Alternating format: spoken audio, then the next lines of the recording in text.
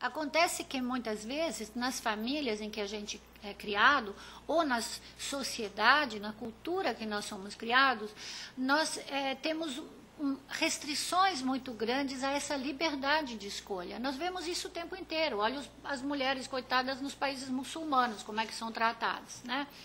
Para dar um exemplo, no nosso pequeno eu, às vezes é uma coisa, é uma palavra que a mãe dizia: ah, você não presta, você está sempre dormindo, desse jeito você não vai para lugar nenhum na vida.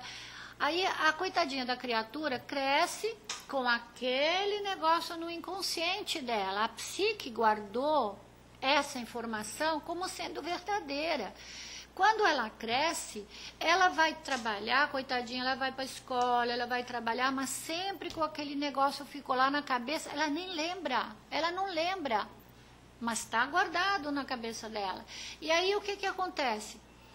Ela começa a não ter sucesso, a não conseguir alcançar aquilo que ela racionalmente quer, mas que a psique dela botou lá o bloqueador. É o obstáculo.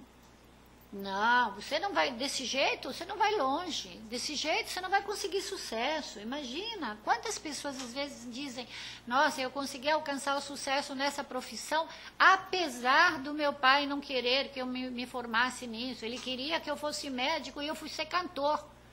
No entanto, pode ser um cantor de sucesso. Então, são os nossos bloqueios que nos impedem o sucesso.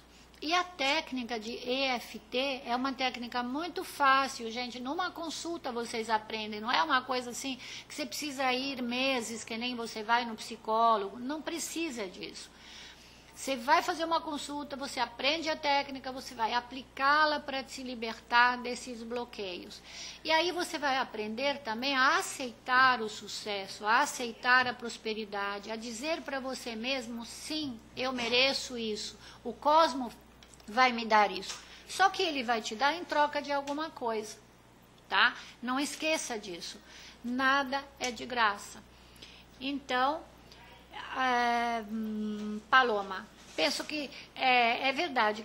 Cada vez que a gente desenvolve o programa, eu vou desenvolvendo o raciocínio e às vezes eu vou colocando o meu posicionamento, mas é claro que eu quero também a opinião de vocês, né?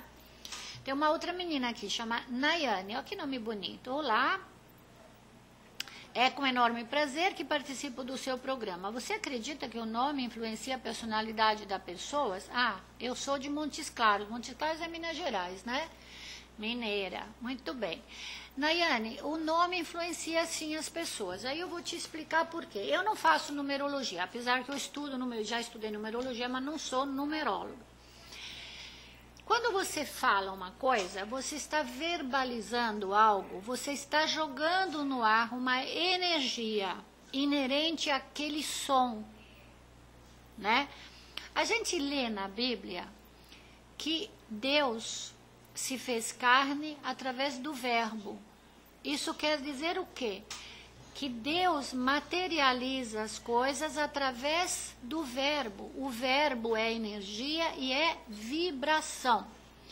Então, esta vibração que é inerente ao nome de cada pessoa, cria em torno dela uma energia singular, que é uma energia específica desta pessoa. Que todas as vezes que ela é chamada, todas as vezes que recebe esse nome, recebe a vibração inerente a este nome. E isso fica em volta, né, no nosso corpo sutil. Então, ela influencia mesmo as pessoas. Uma outra coisa que acontece, e aí eu acho por isso que é tão importante a gente ter sempre vibração boa, né, vibrar pensamentos positivos. Mas a gente pode vibrar palavras positivas. Quando a gente vai para a igreja, eu sou católica, não sou assim carola, nunca fui muito, sempre questionei muito dogmas e especialmente certas coisas que eu acho que não é desse jeito, mas fui criada no catolicismo, ainda mais na Itália, né? E eu acho que as orações, por exemplo, são como mantras, né? Todas as línguas têm. O xamã que está lá no meio dos índios, quando ele vai fazer uma invocação aos espíritos, ele fala, ele canta, ele o bate, ele faz barulho, ele usa verbo. Por quê? Porque com isso ele cria um ambiente de vibração. Né? Por que quando você entra numa sala de concertos e você ouve Mozart ou você ouve Beethoven, você sai de lá com a alma lavada? Né? Eu sei que no Brasil não é uma coisa tão comum, né, as pessoas ouvirem música clássica, mas eu tenho certeza que mesmo uma pessoa que não tenha o hábito de ouvir música clássica, vai lá no Ibirapuera, aqui em São Paulo, tem aqueles...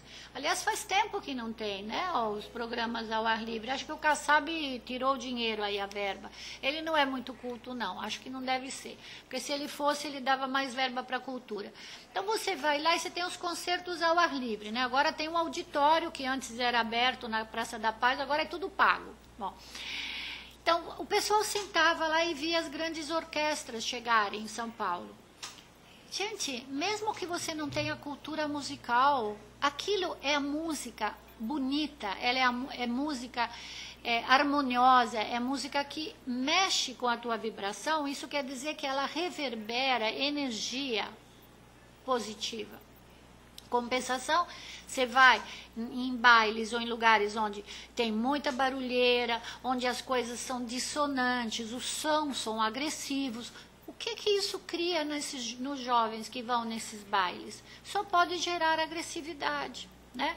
Porque a vibração do corpo corresponde à vibração exterior. Então, lembrem-se, quando vocês falam, tentem não falar palavras de ódio, tentem não falar palavras de crítica para os outros, né? Seria tão bom se cada um olhasse para si próprio, né, em vez de ficar criticando os outros e às vezes culpando os outros pelos seus próprios fracassos. Então, pense assim: eu me amo do jeito que eu sou, mas eu vou tentar corrigir os meus defeitos, porque desse jeito eu vou ser melhor. E os teus defeitos não são culpa dos outros, fazem parte do teu trabalho, o que eu digo, da tua senda pessoal, da tua lenda pessoal, como diz o Paulo Coelho, né? Isso quer dizer o quê? Que você os admitiu para fazer parte deste caminho que você está fazendo nessa encarnação, tá ok? Então é isso, a vibração, não esqueçam. Aliás, vou falar de uma coisa.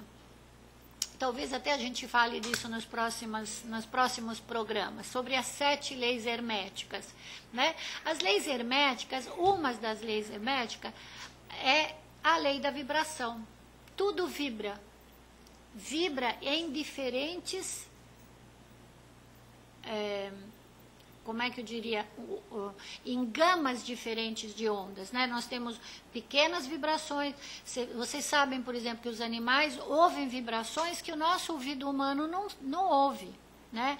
Eles chegaram à conclusão, por exemplo, que os sapos que moram lá em L'Aquila, no lugar onde o ano passado teve o terremoto que destruiu, eles tinham deixado a terra quase 3 meses antes do terremoto. Por quê? Provavelmente eles têm um sentido que fazia com que a vibração da terra transmitisse a elas, a esses sapos. São sapos muito feios, viu? Horrorosos, grandões assim. Eles tinham medo, eles sentiram medo. Por quê? Porque a vibração da terra que se preparava para o terremoto transmitiu a eles esse medo. E eles fugiram. Né? Se o ser humano tivesse essa mesma sensibilidade à vibração, também teria fugido.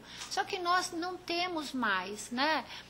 O antigo índio, né? Não sei se vocês lembram, as pessoas mais velhas lembram. Tinha até filme na TV que o índio botava o ouvido na terra para ficar ouvindo quando vinha o cavaleiro, sei lá, o cara, né? Eram filmes, acho que meu pai via esses filmes, né? Então, por que ele colocava o ouvido na terra? Porque a terra vibra, né? De uma forma diferente do que um som, mas vibra. A luz é vibração.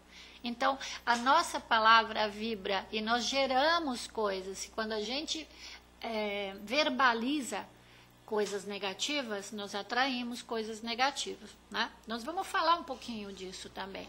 Agora, você falando em numerologia, muitas pessoas mudam, né, o nome, né, para ter uma energia melhor ou pior. Eu acho que a partir do momento que o teu mapa natal não muda, eu acho que você não muda muita coisa, mas eu acho que é muito bom para autoconhecimento, tá? Você se conhecer. Boa tarde. Como é que ela chama? Michele.